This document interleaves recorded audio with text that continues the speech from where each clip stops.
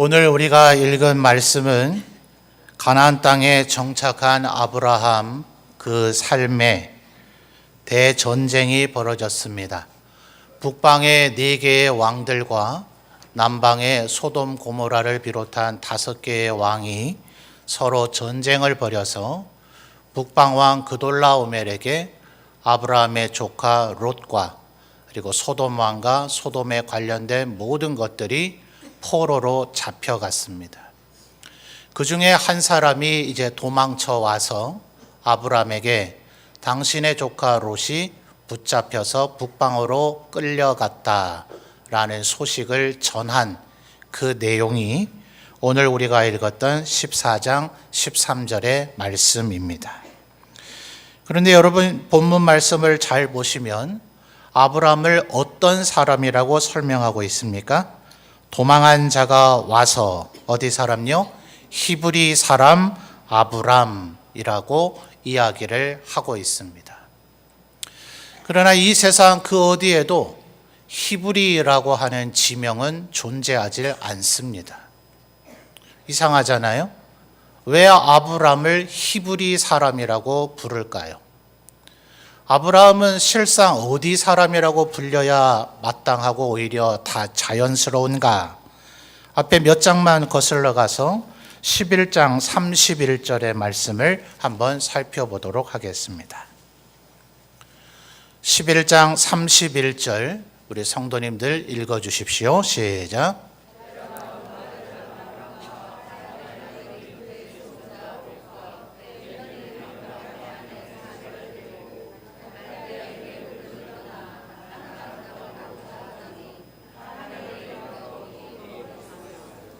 아멘.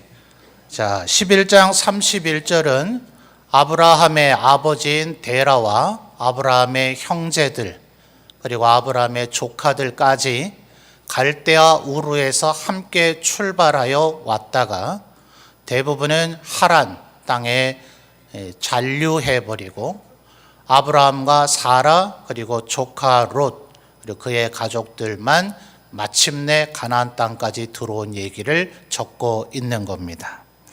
근데 11장 31절을 다시 잘 보시면 이들이 어디에서 출발했다고요? 갈대아 우르에서 출발했단 말입니다. 우르는 당시에 아주 오늘날의 뉴욕이나 라스베가스 정도에 비견될 정도로 대규모의 도시인지라 이 도시 안에 인구도 많을 뿐만 아니라 거기에 여러 종족들이 있었을 겁니다. 그러면 최소한 아브라함의 집안이 출애굽 당시에 60만 명은 아니더라도 최소 몇만 명 정도가 이동해 왔다면 그들을 부르는 별도의 명칭이 필요하겠지만 11장 31절에서 확인했듯 한 집안이죠. 데라와 그의 아들들과 그의 손자들만 온 거예요. 그런데 무슨 별도의 호칭이 필요하겠습니까? 그러니 이들은 누구라고 불려져야 마땅합니까?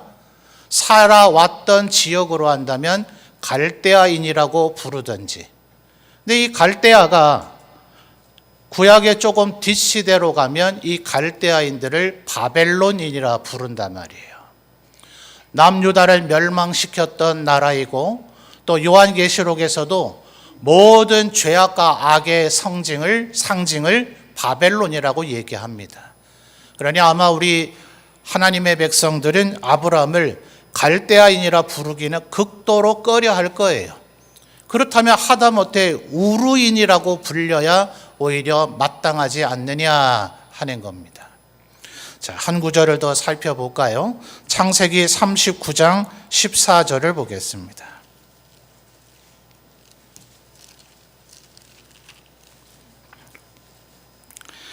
창세기 39장 14절 앞에 스크린에도 나옵니다. 우리 성도님들 읽어주세요. 시작.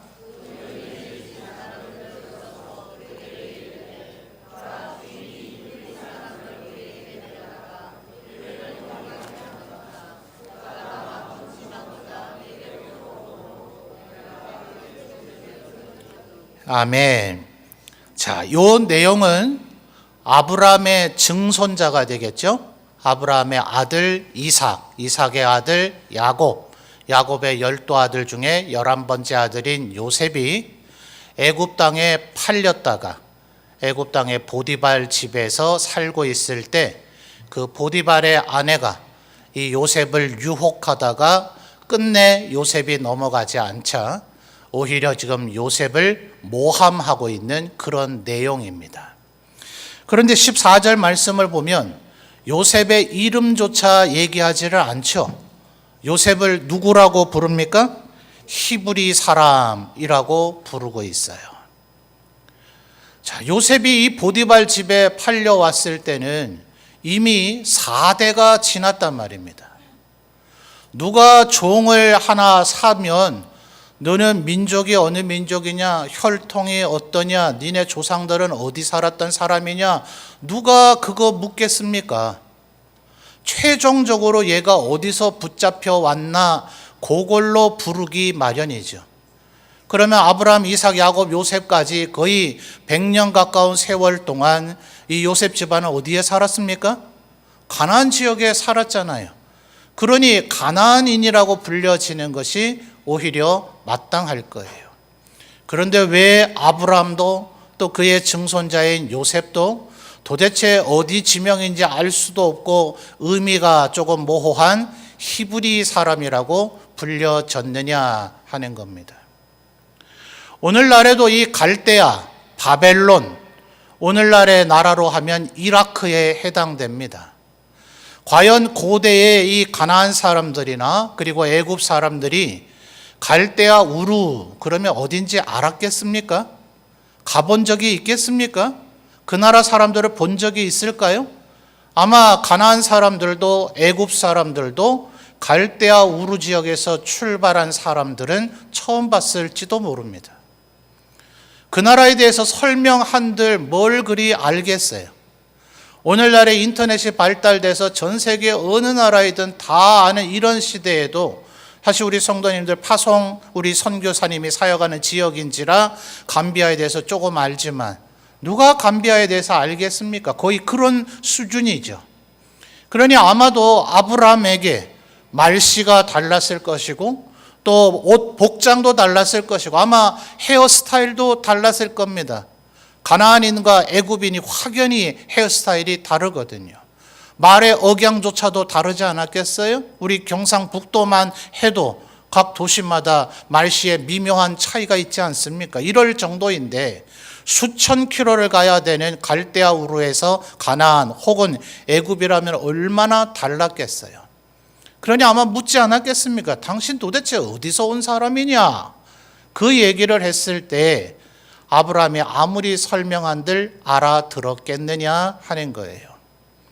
다행인 것은 아브라함이 출발한 이 갈대아 우르가 창세기의 창조 기사를 얘기하고 있는 부분에서도 나오는 에덴 동산에서 발원했다는 4개의 강 중에 하나인 유브라데 강이 흐르는 지역입니다. 지난 20세기 중반까지 전 세계의 사람들은 세계는 4대 문명으로 이루어져 있다 이렇게 얘기하곤 했죠. 이 유브라데 강과 티그리스 강을 중심으로 한 메소포타미아, 그리고 이집트의 나일강, 중국의 황하, 인도의 겐지스 강을 가리켜서 인류의 4대 문명이다 이렇게 얘기하곤 했습니다. 아마 이 자리에 계신 성도들 대부분이 초중고등학교를 다니면서 시험 치기 위해서 딸딸딸 외우셨을 거예요. 지금은 아무도 이런 얘기하지 않습니다.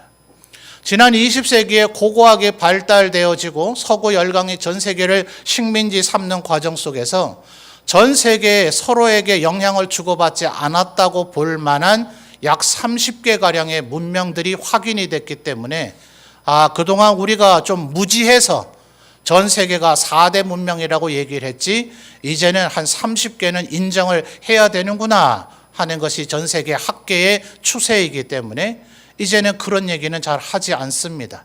그럴지라도 20세기 전반까지만 해도 4대 문명 중에 하나였던 것이 유브라데강 유역 갈대아 우루 지역이었단 말이에요.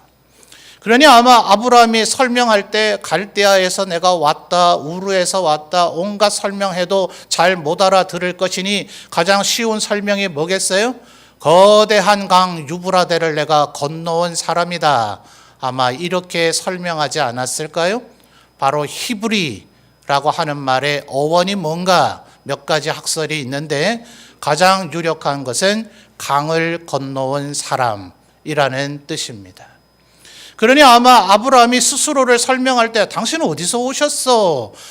나는 설명해봐야 이해를 못하고 못 알아들으니 알지를 못하니 그 큰 강, 당신들이 말하는 큰 강, 아무도 가보지는 않았지만 애굽에는 나일강이라는 거대한 강이 있고 저쪽 동쪽으로 많이 가면 유브라데 강이라는 큰 강이 있대더라. 그래서 구약 성경에 요단강, 야복강 같은 강을 빼고 큰 강이라고 표현되어 있으면 그게 유브라데 강을 지칭하는 표현입니다.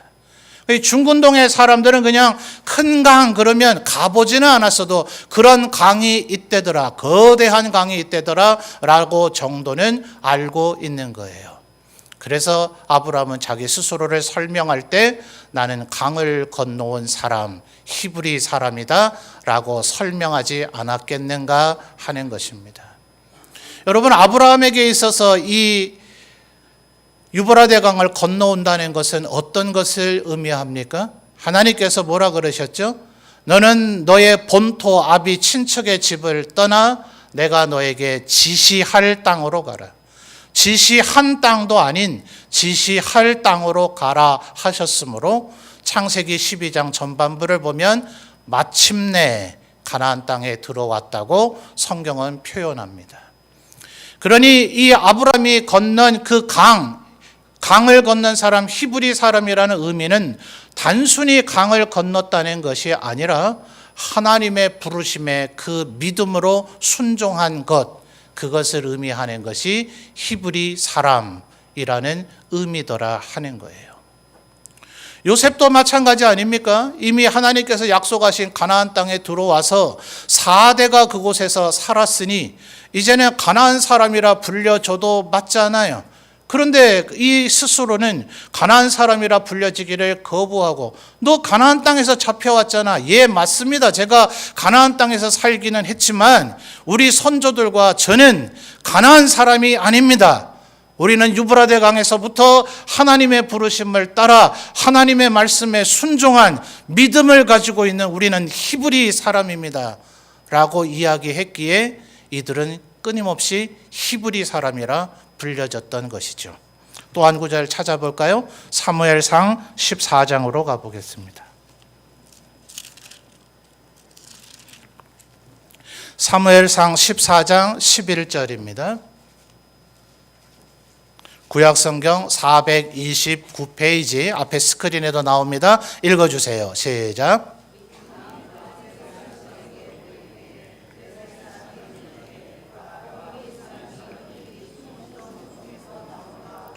아멘.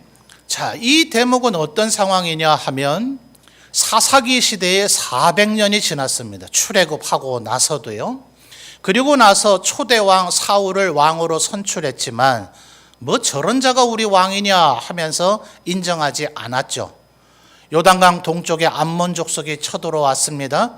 그 암몬 족속과 전쟁을 하는 과정 속에서 사울의 하나님의 세우심과 그의 리더십이 인정이 됩니다. 그래서 이스라엘 백성들이 사울을 진정한 왕으로 추대식을 하고 국가의 이름을 이스라엘이라고 공포합니다. 그리고 나서 무려 2년의 세월이 흘렀습니다. 사울은 3,000명의 상비군을 조직을 했고 그 중에 일부를 아들 요나단에게 맡겼는데 이 요나단이 하나님이 명하신 사명을 완료하기 위해서 블레셋 족속을 선제 공격해서 전쟁이 벌어집니다. 자, 그러니 지금 이 14장 11절의 첫 단어인 둘이라고 하는 이 표현은 요나단과 그의 무기를 든 소년 단 2사람이 블레셋 진영을 다시 공격해 들어가는 내용입니다. 사울이 왕이요 요나단은 그의 첫 번째 아들인 왕자다. 블레셋인들도 다 압니다. 그럼 뭐라 불러야 되겠습니까? 이스라엘의 왕자가 우리에게로 오는도다 이렇게 불러야 되지 않겠어요? 그런데 14장 11절에서 이미 확인하셨습니다만 누구라고요? 보라, 어떤 사람이요? 히브리 사람이 그들이 숨었던 구멍에서 나온다라고 얘기하고 있는 거예요. 이미 400년의 세월이 흘렀잖아요. 이 이스라엘 사람들에게는, 이 아브라함의 후손들에게는 유브라데 강을 건너온 것 못지않은 또 다른 물을 건너는 사건이 있었죠. 이들은 어떤 일을 겪었습니까? 모세와 함께 이들은 홍해를 건넜습니다. 그리고 여호수아와 함께 이들은 요단강을 건넜죠. 이 사건은 여리고성에 살고 있던 기생 라합도 알 정도였습니다. 율락 여성, 당시에 가장 하층민, 요즘이야 우리의 손에 다 스마트폰이 있어서 모두가 다 정보를 아는 시대가 되었지만 20세기 중반까지만 해도 정보가 곧 권력이었습니다.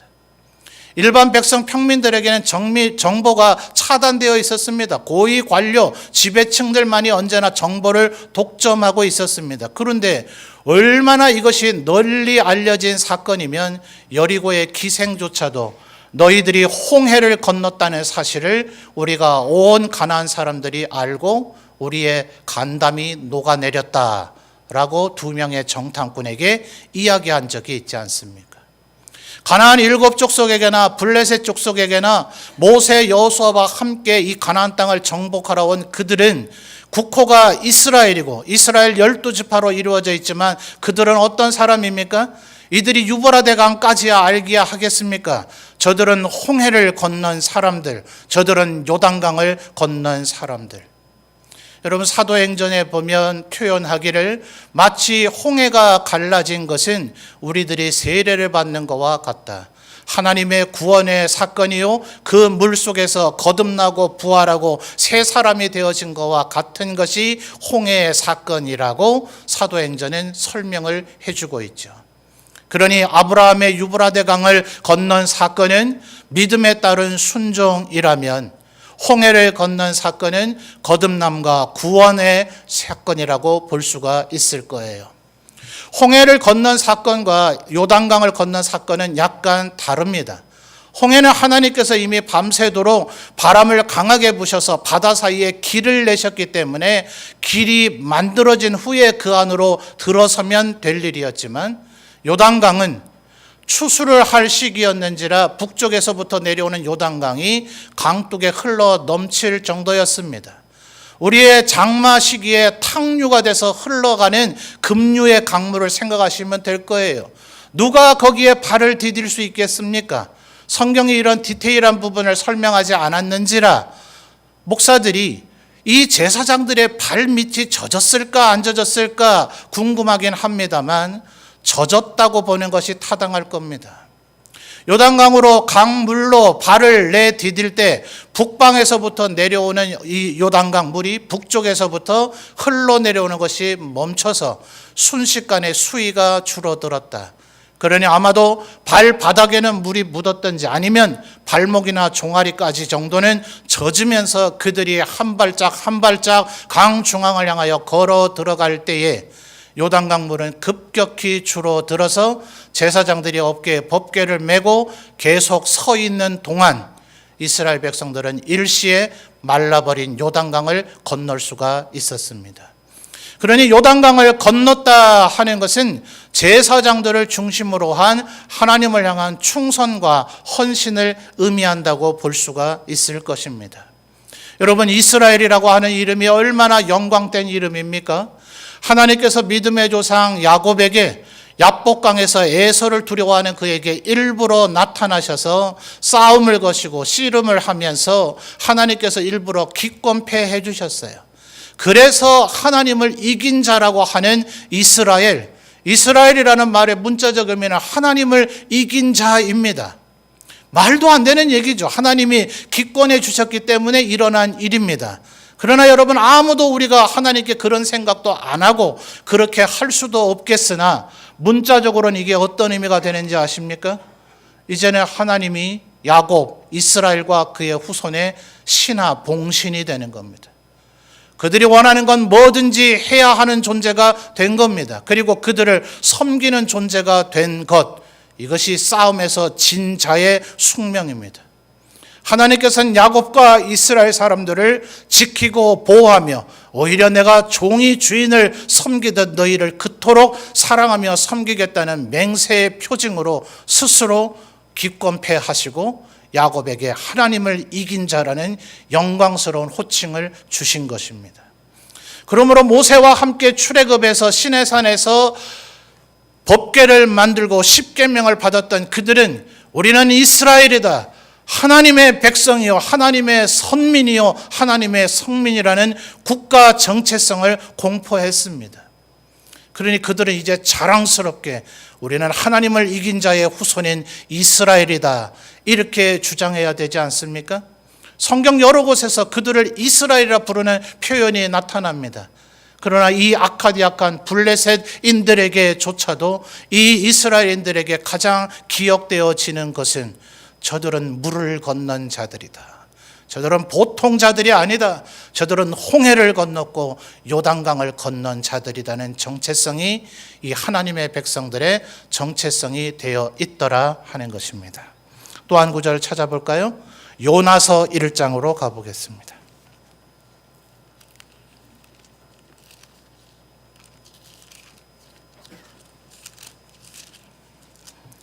구약성경 1287페이지 요나서 1장 9절 말씀을 보도록 하겠습니다. 구약성경 1287페이지 요나서 1장 9절 앞에 스크린에 나옵니다. 읽어보겠습니다. 시작.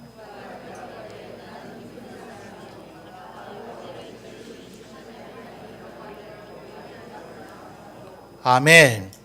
이 내용은 아마도 우리 성도님들 잘 아시겠습니다만 하나님께서 니느웨로 가서 회개를 선포해라 했지만 요나는 그 명령을 따르기 싫어서 해안가 요바에서 배를 타고 다시스를 향해서 배에 올라탑니다. 대해라고도 불려지는 지중해 바다를 항해하다가 큰 풍랑에 휩싸였으므로 선장과 배에 타고 있는 사람들은 누구 때문에 우리가 죽게 됐는지 제비를 뽑아보자 하니 7절 하반절에 요나에게 제비가 뽑혔습니다. 그래서 8절에 그 배에 타고 있는 사람들이 요나에게 질문합니다. 8절 하반절에 보시면 내 생업이 무엇이며 네가 어디서 왔으며 네 나라가 어디며 어느 민족에 속하였느냐 이렇게 묻고 있습니다. 이때 요나가 속해 있던 곳은 이제는 하나의 이스라엘이 아니요 북이스라엘과 남유다로 나눠져 있습니다.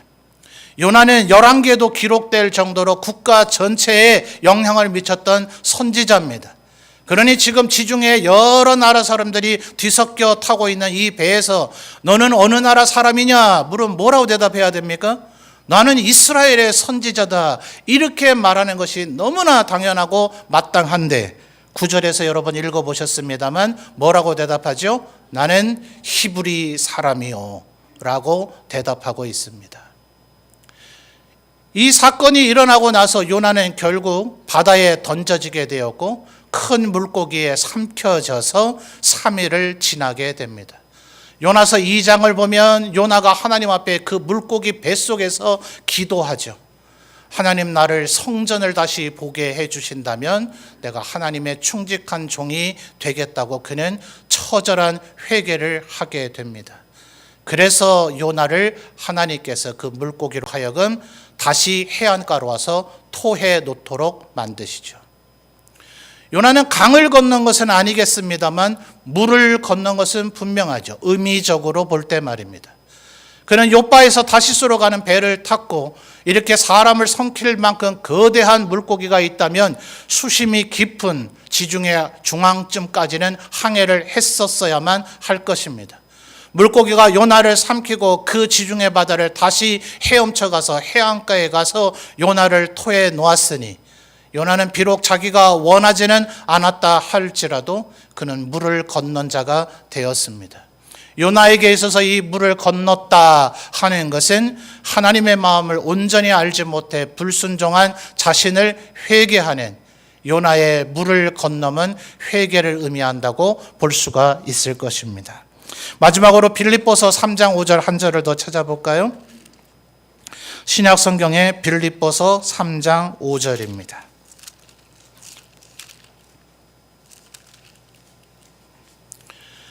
빌립보서 3장 5절 우리 성도님들 읽어주십시오. 시작.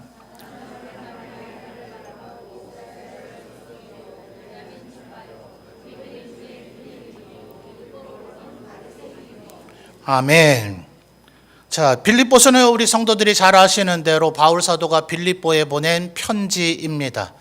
이 읽은 구절에서 바울 사도는 자신이 어떠한 사람인가를 설명해 주고 있는데 8일 만에 할례 받았다는 것을 제외하고도 무려 4가지로 자기를 설명하고 있습니다. 뭡니까? 첫째는 이스라엘 족속이요. 둘째는요, 베냐민 지파요. 셋째는요, 히브리인 중에 히브리인이요. 넷째는요, 율법으로는 바리새인이요. 여러분이 볼 때 지금 상식적으로 4개 가운데 바울 사도가 무엇을 제일 강조하고 있습니까? 무엇이죠? 히브리인 중에 히브리인이죠. 바울 사도는 내가 지금 이스라엘인 중에 이스라엘인이요 라고 얘기하지 않았고, 베냐민 지파 중에 베냐민 지파요 라고 얘기하지 않았고, 바리새인 중에 바리새인이요 라고 얘기하지 않았고, 나는 히브리인 중에 히브리인이다 라고 이야기를 하였습니다. 바울 사도에게 있어서의 이 의미는 뭘까요? 그는 다메섹에 오기까지 예수 그리스도와 그의 몸된 교회를 핍박하는 자였습니다. 다메섹 도상에서 그리스도께서 그를 만나시고 3일 동안 앞을 못 보게 하셨습니다. 다메섹에 머물고 있을 때 성령께서 아나니아를 통해서 가서 사울에게 안수하여 그의 눈을 다시 뜨게 하라 하심으로 아나니아가 그에게 안수하고 난 후 사도행전을 보면 제일 먼저 한 행동은 바울은 세례를 받았습니다. 우리는 오늘 이 교회 2000년의 역사 가운데 물이 조금 희귀한 지역도 있고 완전히 강 속에 사람을 잠글 수 없는 지역들이 많이 출현하게 되었는지라 모든 기독교회, 동방정교회, 로마 캐톨릭, 그리고 우리 개혁교회 그룹들, 장로교회, 감리교회, 성결교회, 순복음 할 것 없이 거의 모든 교파가 오늘날 우리가 하고 있는 세례의 형편으로 세례를 합니다. 목사에 따라서 그저 손을 물에 잠갔다가 얹는 사람도 있고 물을 그저 한 줌이라도 떠서 올리는 사람도 있지만 그저 약간의 물이 머리에 부어질 정도입니다. 그러나 오늘까지도 그렇게 세례해서는 안 된다, 원래 성경에 기록된 대로 해야 된다고 끝까지 고집한 분들이 있어서 그분들을 우리가 뭐라 부르죠? 침례교인이라고 부릅니다. 어떤 면에서는 세례의 정신과 의미는 그들이 더 정확히 살려두고 있는 것 같아요. 요단강에 온몸을 잠가야 됩니다. 물속에 들어가서 숨을 못 쉬는 그저 1, 2초 정도를 견뎌야 됩니다. 의미적으로 그것은 죽는 것과 같습니다. 내 옛 자아가 죽어버리고 부활하는 것을 의미합니다. 다시 주님의 은혜로 거듭남을 의미합니다. 옛사람을 벗어버리고 새 사람을 입는 것을 의미합니다.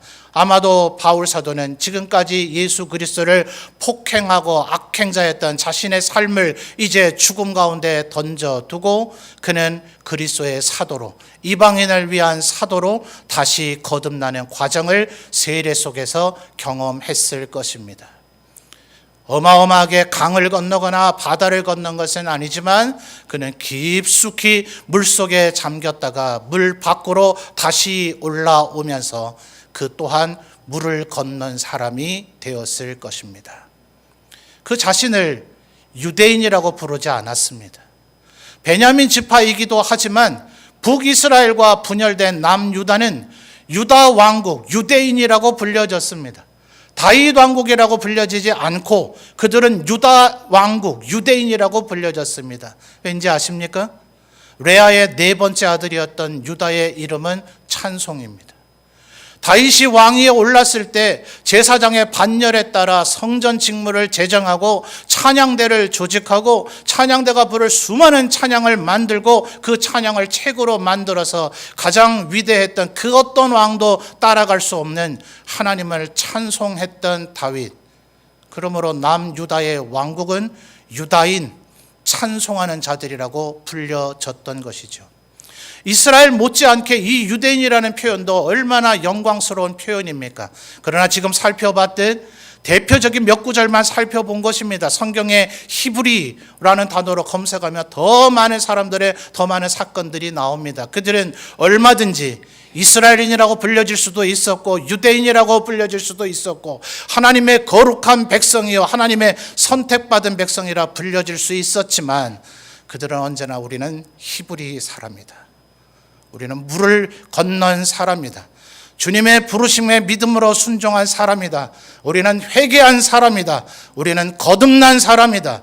우리는 하나님 앞에 충성하고 헌신하는 사람이라는 그들의 정체성이 있을 때 그들에게 이스라엘과 유대인이라는 축복이 주어지게 되었는 줄 믿습니다. 우리도 하나님께서 이미 영적인 아브라함의 후손이라 이스라엘이라고 우리를 부르기도 하시고 우리를 하나님을 찬송하는 자들이라 부르기도 하시지만 우리 스스로 먼저 잊지 말아야 될 것은 나는 히브리 사람, 물을 건너는 사람이 되어야 하겠다. 이 정체성을 가지고 하나님 앞에 순종하며 믿음으로 충성하고 헌신하고 때로 회개하며 그렇게 살아가시는 히브리 사람들이 다 되시기를 바랍니다.